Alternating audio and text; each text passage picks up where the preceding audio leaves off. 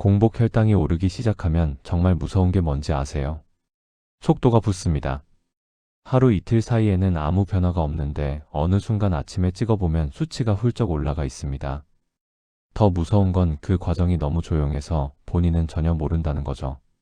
제가 수많은 분들을 지켜보면서 느낀 건 대부분이 작은 신호를 그냥 지나쳤다는 겁니다. 갈증이 조금 잦아진다든지, 아침에 몸이 유난히 무겁다든지, 밤에 이상하게 출출해서 뭐라도 찾게 된다든지. 이런 신호가 쌓이면 공복 혈당이 가파르게 올라가 버립니다. 그래서 오늘은 이 위험한 상승 곡선을 끊는 방법을 아주 정확하게 알려드리려고 합니다. 돈 들지 않고 누구나 가능한 방법이고요. 꾸준히 따라만 하셔도 아침 혈당이 내려가는 걸 눈으로 확인하실 수 있을 겁니다. 여기까지 들으셨다면 제가 누군지 궁금하실 텐데요. 저는 39세이고 15년 동안 혈당과 대사만 파고 들어온 박사 박도연입니다. 수많은 사례를 연구하면서 단 몇 가지 습관만 바꿔도 아침 수치가 놀랄 만큼 떨어지는 걸 직접 확인해 왔습니다. 오늘 내용은 놓치면 손해입니다.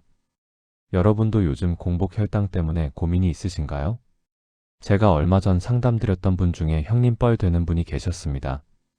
68세 정수님은 아침마다 갈증이 심해지고 몸도 피곤해져서 이상하다 싶었다고 하시더라고요.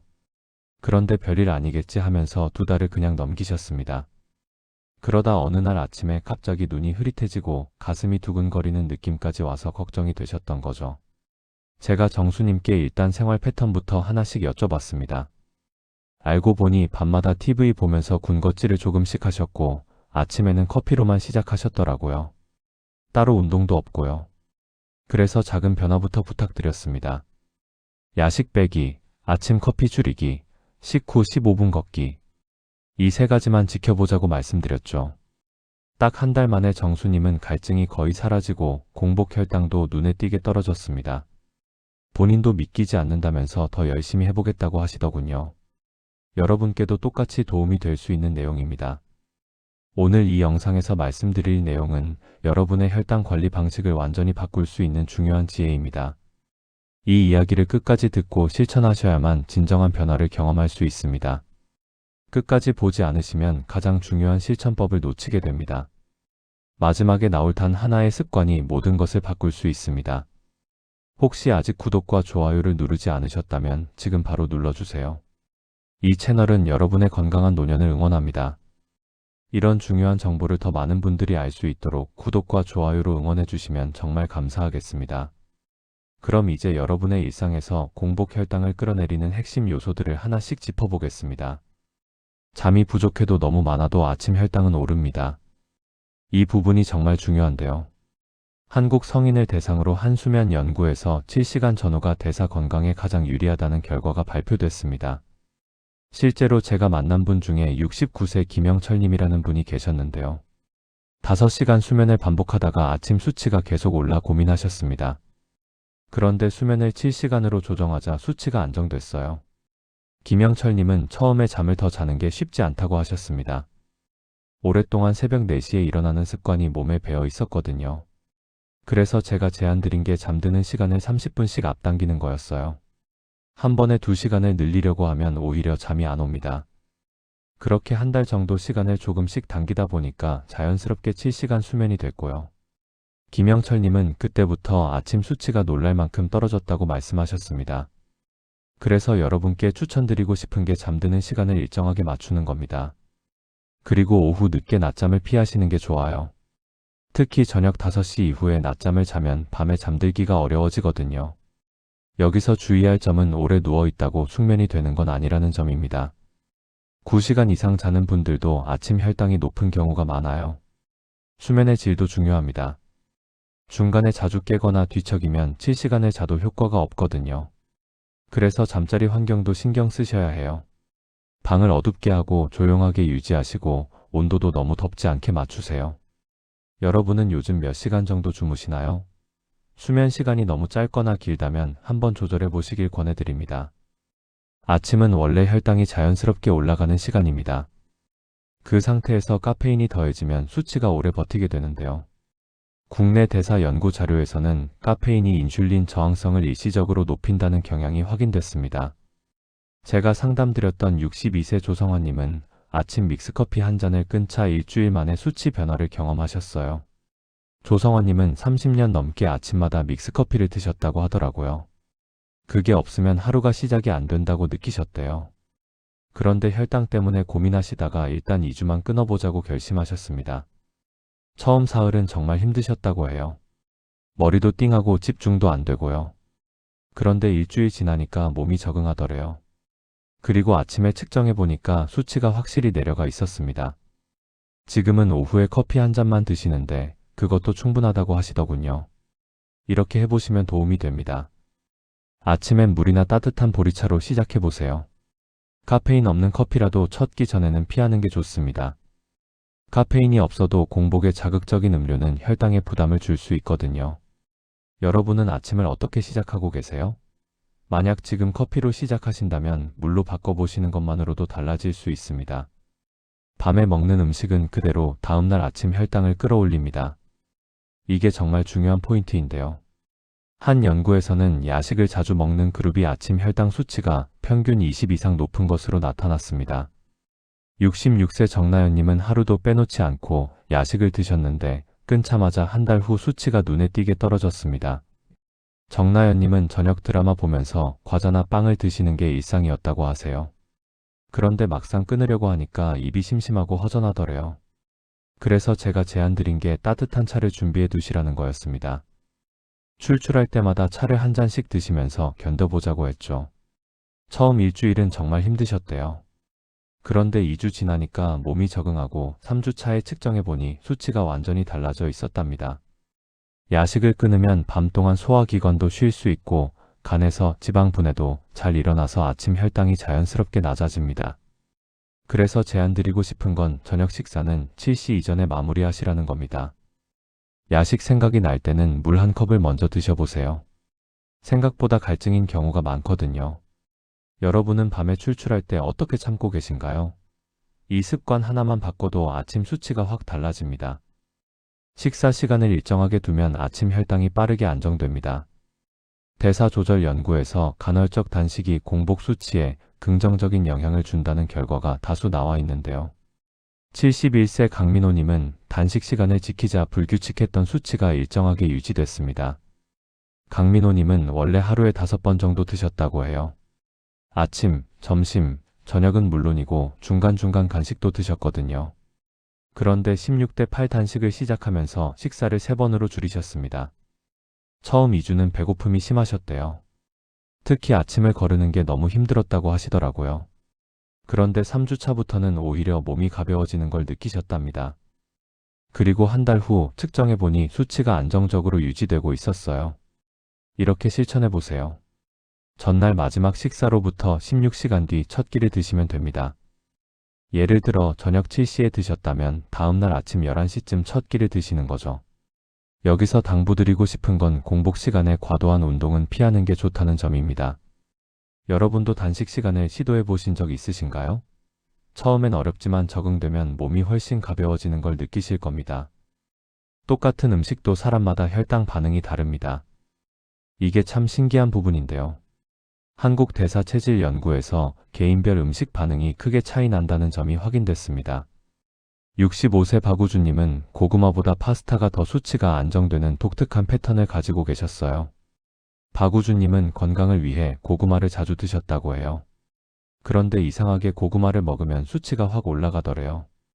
반면에 파스타는 괜찮았고요. 처음엔 이해가 안 되셨대요. 고구마가 건강식이라고 알려져 있잖아요. 그런데 제가 설명드렸습니다. 개인마다 소화 효소의 종류와 양이 다르고 장내 환경도 다르기 때문에 같은 음식이라도 반응이 다를 수 있다고요.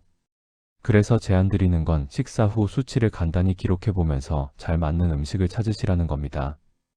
여기서 꼭 기억하실 건 건강식이라고 알려진 음식도 나에게는 안 맞을 수 있다는 점입니다. 여러분은 어떤 음식이 가장 부담 없이 느껴지시나요? 본인에게 맞는 음식을 찾는 게 정말 중요합니다. 산책만으로도 최고 혈당 상승을 절반까지 줄일 수 있습니다. 이게 정말 효과적인 방법인데요. 국내 활동량 연구에서 식후 가벼운 걷기가 혈당 안정에 강력한 도움을 준다는 데이터가 나왔습니다. 74세 송정훈님은 점심 후 15분 산책만으로도 수치가 꾸준히 내려갔습니다. 송정훈님은 무릎이 안 좋아서 운동을 못 하신다고 생각하셨대요. 그런데 제가 말씀드렸죠. 격렬한 운동이 아니라 천천히 걷기만 해도 된다고요. 그래서 점심 식사 후에 아파트 단지를 한 바퀴 도는 것부터 시작하셨습니다. 빠르게 걷지 않고 천천히 산책하듯이요. 그렇게 2주 정도 하시더니 수치가 확실히 달라지는 걸 느끼셨대요. 지금은 식사 후 걷기가 습관이 되셨다고 하시더군요. 식후에 바로 눕거나 앉아 계시면 혈당이 천천히 내려가는데 걸으면 근육이 혈당을 빠르게 흡수해서 수치가 급격히 올라가지 않습니다. 방법은 간단합니다. 식사 후 바로 가볍게 걸어주세요. 속도를 너무 빠르게 하면 오히려 피로 누적이 생길 수 있으니 천천히 편하게 걸으시면 됩니다. 여러분은 식후에 어느 정도 활동하고 계신가요? 15분이 부담스러우시면 10분부터 시작해 보셔도 충분합니다. 이제 공복 혈당을 더 근본적으로 안정시키는 추가 전략들을 말씀드리겠습니다. 저녁에 조금이라도 움직이면 다음날 아침 수치가 훨씬 부드럽습니다. 이게 생각보다 큰 차이를 만드는데요. 여기서 당부드리고 싶은 건 너무 늦은 시간 운동은 숙면을 방해한다는 점입니다. 그래서 제안드리는 건 식사 후 집안 정리나 동네 가벼운 산책을 넣어보시라는 겁니다. 설거지 하시거나 방 정리하시는 것도 다 활동량이 되거든요. 제가 만났던 67세 이순자님은 저녁에 TV만 보시다가 설거지와 집안 정리 시간을 30분 정도 확보하셨는데요. 그것만으로도 다음날 아침 수치가 달라지더래요. 몸을 움직이면 저녁에 먹은 음식이 빠르게 소화되고 혈당도 안정되는 겁니다. 이순자님은 처음엔 귀찮으셨다고 해요. 그런데 일주일만 하시니까 습관이 되고 몸도 가벼워지더래요. 지금은 저녁 활동 시간이 없으면 오히려 불편하다고 하십니다. 여러분은 저녁에 몸을 얼마나 움직이고 계신가요? 체내 수분이 부족하면 혈당 농도가 진해져 수치가 올라간 것처럼 보일 수 있습니다. 이 부분을 많이 놓치시는데요. 취침 직전 과다한 물은 밤중 소변을 유발하니까 주의하셔야 합니다. 아침과 점심 사이에 충분히 보충하시는 게 좋아요. 70세 최영수님은 하루에 물을 거의 안 드셨대요. 커피나 차로만 수분을 보충하셨는데요. 그런데 물을 하루 6잔 정도로 늘리자 수치가 눈에 띄게 안정됐습니다. 특히 아침에 일어나서 미지근한 물 한 잔을 드시는 게 큰 도움이 됐다고 하시더라고요. 밤 동안 몸에서 수분이 빠져나가기 때문에 아침 수분 보충이 정말 중요합니다. 최영수님은 지금은 매 식사 전에 물을 한 잔씩 드시는 습관을 들이셨는데 그것만으로도 혈당 관리에 큰 도움이 된다고 하세요. 물은 하루에 얼마나 드시는 편인가요? 갈증을 느끼기 전에 조금씩 자주 드시는 습관을 들이시면 도움이 됩니다. 달콤한 간식은 생각보다 오래 혈당을 흔듭니다. 한번 먹으면 몇 시간 동안 수치가 올라가 있는 경우가 많거든요. 과일도 늦은 시간에는 부담이 될 수 있다는 점 기억하세요. 그래서 제안드리는 건 간식은 낮 시간으로 옮기고 양을 줄여보시라는 겁니다. 64세 한미경님은 저녁 8시쯤 과일을 드시는 습관이 있으셨는데요. 그걸 오후 3시로 옮기자 다음날 아침 수치가 완전히 달라졌습니다. 같은 과일이라도 먹는 시간에 따라 영향이 다른 거죠. 낮 시간에는 활동을 하니까 혈당이 빨리 소모되는데 저녁에는 활동이 없어서 혈당이 그대로 남아있게 됩니다. 한미경님은 이제 오후 간식으로 과일을 드시고 저녁에는 물이나 차만 드신다고 하세요. 여러분은 언제 간식을 가장 많이 드시나요? 시간대를 조절하는 것만으로도 달라질 수 있습니다. 근육은 혈당을 잡아주는 가장 큰 창고입니다. 근육이 많으면 그만큼 혈당을 저장할 수 있는 공간이 늘어나는 거죠. 무리한 중량은 관절에 부담이 되니까 조심하셔야 하고요. 계단 오르기, 의자에서 앉았다 일어나기 등 간단하게 시작하시면 됩니다. 72세 김태호님은 엘리베이터 대신 계단을 이용하기 시작하셨는데요. 3층까지만 계단으로 올라가셔도 허벅지 근육이 생기더래요. 그리고 한 달 후부터는 수치도 안정되고 다리 힘도 좋아졌다고 하십니다. 근육 운동은 당장은 힘들어도 2주만 지나면 몸이 적응하고 한 달 지나면 확실한 효과를 느낄 수 있습니다. 김태호님은 지금은 5층까지도 계단으로 올라가신다고 하세요. 처음에는 힘들었지만 지금은 오히려 엘리베이터 타는 게 답답하다고 하십니다. 여러분은 근육 사용하는 동작 얼마나 하고 계신가요? 하루에 몇 번이라도 스쿼트 동작을 해보시면 좋습니다. 스트레스 호르몬은 혈당을 자연스럽게 올립니다. 긴장하거나 화가 나면 몸에서 코르티솔이라는 호르몬이 나오면서 혈당이 올라가거든요. 억지로 참고 버티는 방식은 오히려 역효과가 납니다. 호흡 조절이나 가벼운 산책으로 긴장을 풀어주세요. 68세 박진영님은 가족 문제로 스트레스가 심하셨는데 혈당도 계속 올라가더래요. 그래서 제가 권해드린 게 매일 저녁 30분 산책이었습니다. 걸으면서 생각을 정리하고 긴장을 푸시니까 수치도 자연스럽게 내려갔답니다. 박진영님은 산책하면서 마음이 편안해지는 걸 느꼈다고 하세요. 그리고 집에 돌아와서 측정해보면 수치도 안정돼 있더래요. 스트레스 관리가 혈당에 얼마나 중요한지 직접 경험하신 거죠. 요즘 어떤 부분에서 가장 스트레스를 느끼시나요? 스트레스를 적절히 해소하는 것도 혈당 관리의 일부입니다. 수면, 식사, 활동이 일정하면 혈당도 같이 안정됩니다. 우리 몸은 규칙적인 리듬을 좋아하거든요. 갑작스러운 생활 패턴 변화는 수치의 흔들림을 만듭니다. 그래서 제안드리는 건 기상 시간과 식사 시간을 하루 30분 안에서 유지해 보시라는 겁니다. 73세 윤성호님은 은퇴 후 생활이 불규칙해지면서 혈당도 흔들렸다고 하세요. 어떤 날은 아침 6시에 일어나고 어떤 날은 9시에 일어나고요. 식사 시간도 들쭉날쭉했답니다. 그런데 규칙적인 생활 리듬을 맞추자 혈당도 자연스럽게 안정됐어요. 지금은 매일 아침 7시에 일어나서 8시에 아침을 드시고 점심은 12시, 저녁은 6시에 드신답니다. 이렇게 하니까 몸도 편하고 수치도 안정됐다고 하세요. 여러분의 하루 리듬은 일정한 편인가요? 불규칙하시다면 조금씩 맞춰보세요. 체온이 떨어지면 대사 속도가 느려져 수치가 쉽게 내려가지 않습니다. 특히 겨울철에는 더 주의하셔야 하는데요. 지나친 보온은 오히려 불편함을 만들 수 있으니 적당히 하시고요. 손발이 차면 따뜻한 물이나 온찜질을 활용하세요. 여러분은 겨울철 체온 관리 어떻게 하고 계신가요? 실내 온도도 너무 춥지 않게 유지하시는 게 중요합니다. 이제 오늘 내용을 정리하면서 마무리하겠습니다. 오늘 말씀드린 내용을 정리해보면 공복 혈당은 결코 갑자기 오르는 것이 아니라 오랫동안 쌓여온 습관의 결과라는 점입니다. 많은 분들이 식단만 조절하면 된다고 생각하시지만 실제로는 수면, 활동, 식사 시간, 음식 선택, 스트레스까지 모두 연결되어 있습니다. 잘못 관리하면 어떻게 될까요? 수치는 계속 흔들리고 몸도 점점 지쳐갑니다. 아침에 일어나도 개운하지 않고 갈증은 계속되고 피로감도 쌓여갑니다. 그러다 어느 순간 더 큰 문제로 이어질 수 있죠. 그게 정말 무서운 겁니다. 저는 지난 15년 동안 수많은 분들을 봐왔는데요. 제때 관리하지 않아서 나중에 후회하시는 분들이 너무 많았습니다. 특히 공복 혈당이 계속 높으면 온몸의 혈관이 서서히 손상됩니다. 눈도 나빠지고 손발 감각도 무뎌지고 신장 기능도 떨어지죠. 그리고 가장 무서운 건 이런 변화들이 소리 없이 진행된다는 겁니다. 본인은 별로 불편함을 못 느끼다가 어느 날 갑자기 문제가 터지는 경우가 많아요. 반대로 올바르게 관리하면 어떻게 될까요? 아침 수치가 서서히 내려오면서 몸이 가벼워지고 갈증이나 피로감도 한층 줄어듭니다. 실제로 많은 분들이 한두 달만 꾸준히 실천해도 눈에 보이는 변화를 경험합니다.